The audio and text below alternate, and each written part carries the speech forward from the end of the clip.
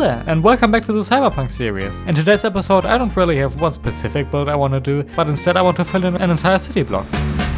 So, we're finally back in the Cyberpunk city, and for today's build I actually have pretty big plans, as you can see by what I'm doing right now. The base of this build is going to be pretty big. You know, my thought process with this build is that we can still see way too much of the sky. So with this build I'm kind of solving that. Maybe I should talk about what I want this build to actually look like. But basically I don't want this to look like the regular buildings we've done so far. This build is supposed to be kind of like, you know, kind of like a jigsaw puzzle. So I want it to look like it's kind of made up of a ton of smaller buildings that are kind of stacked on top of each other. At least that's the plan. So this whole build is pretty much just a giant experiment. Right, yeah, I also want this build to look a little older, so a little more traditional. Kind of similar to this build, really. But at the same time, I also want it to look really colorful. Because let's be honest, this part of the city up until now is just a lot of gray. But before we do any coloring or detailing, I first of all want to solve this slight little problem where this entire build would crumble in on itself because there's not actually any support under it. As some people would maybe see it as a bit of a safety concern. Right, but before we even do that, I first want to talk about what this is. Because as you can see, the sidewalk is very narrow down here, because this build is sticking out a lot, which is why I'm raising the sidewalk up to here, so it can actually be wide enough. And now it's finally time to actually put in the support pillars. Though to be honest, they don't look like they are supporting much right now. So maybe I'll add in some beams as well. And yeah, that does look a lot more realistic. We may have a problem with like height clearance now though. Can a person fit underneath that? Oh yeah, no, that's enough clearance. But yeah, it's time to detail this place up. And that's what we're about to do right now. So what you see at the moment is a 1 hour time lapse, compacted down into like 1.5 minutes or 2 minutes of time lapse. So this whole build took quite some time. The designs of the builds themselves are pretty simple though. I mean, most of these can be simplified to like one simple formula, which is that I just place down a window, then I add in like, I guess you would call it like a window accessory. So I would add in like an awning or shutters or an AC unit to the window to add in a little detail. And then most of the heavy lifting is done by the dirt decals I use throughout the entire build. They add a lot. And I've also used a lot of those Japanese lanterns. I think they add in a lot as well. You know, this whole build kind of reminds me of like a Mediterranean town. At least, you know, if you removed all the aspects of them that makes them actually nice to be in. But just the idea of having a lot of like colorful buildings right next to each other, like cramped into a very small space. I don't know, seems very Mediterranean to me. To be honest, this is probably like half the stuff we're going to build today. And that was like a 1 hour time lapse that it took really long. But in my opinion, it did pay off. It looks really nice. Well, not nice, but you get what I mean. I've also created this new ad. That's kind of similar to, well, I don't know where I've placed the other one, hold on. It's kind of similar to this one, but for some reason it's very low resolution.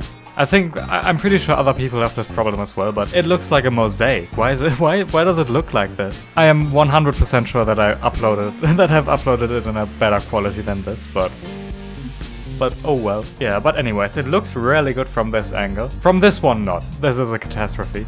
But yeah, so now we have to finish up this side. Now this looks like a pretty big build in comparison to these, so I carry the design of this one over to the backside as well. Just to save a little time. Well, hold on, no. Before I do that, I should first of all, like, finish the layout back here.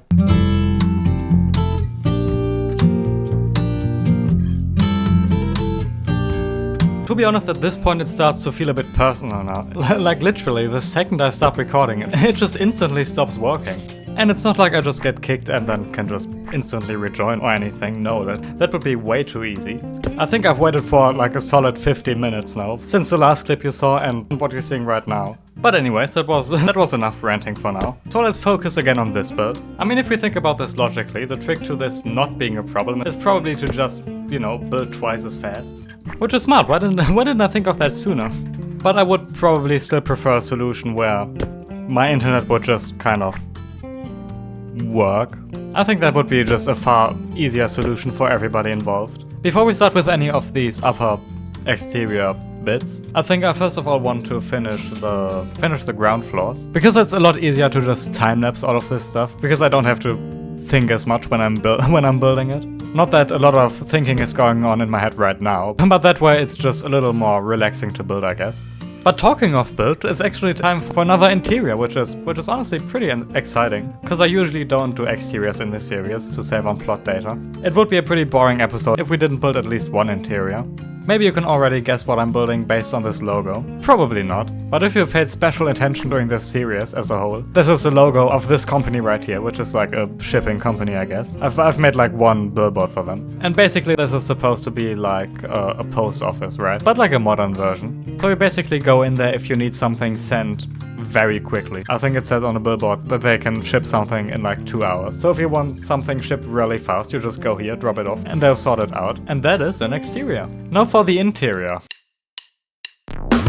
This is basically where you put the item in that you want to, send. And obviously we can't have any like employees because this is the future or whatever. But we have to make it look like you can actually use it on your own. And that's now officially what we use to send packages. Now we can just copy it over and now we're pretty much done. To be honest though, I don't really think that you can tell what this is supposed to be. Maybe I'll think of something. But that brings us to this plot right here, which won't actually be an interior. Like I said, plot data is a really big problem. So I'm going to use something that I've used a lot throughout this series, which means I'm going to place down some extra trash cans. Because I mean, if it works, it works. And these work really well to just fill up empty spaces. Even better than vending machines, to be honest. To change topics to something drastically different, it's finally winter again. Well, I say finally, I'm not really that excited about it. Because I mean, well, first of all, there's a huge argument every winter. Well, not even every winter, just throughout the entire year between people who really, and I mean really love summer, and people who really love winter. And I mean the discussion is literally always the same. I mean the arguments are always that summer is really hot and the mosquitoes are annoying, and in winter it's like dark at 6 p.m. And practically both opinions are wrong. Because early fall and spring are objectively the best seasons. But yeah, now I'm just learning how much I actually hate winter. It's not actually like the temperatures or anything, I can cope fine with those. The main thing I'm missing now though is the sun no longer shines when I wake up, and I did not notice how much that actually changed my mental state. And well, we recently switched to daylight saving time, which I was, as like the only person on Earth probably, really excited about. Because well, I thought I could enjoy a few like bonus mornings being woken up by the sun. Well, that was a lie. We switched to daylight savings and it did literally nothing for me. But by the way, what I was building, I was just copying over this thing from the convenience store I've built during the first episode. And I think this was supposed to be kind of a self-serve bakery of sorts. And it's still that, it's exactly the same.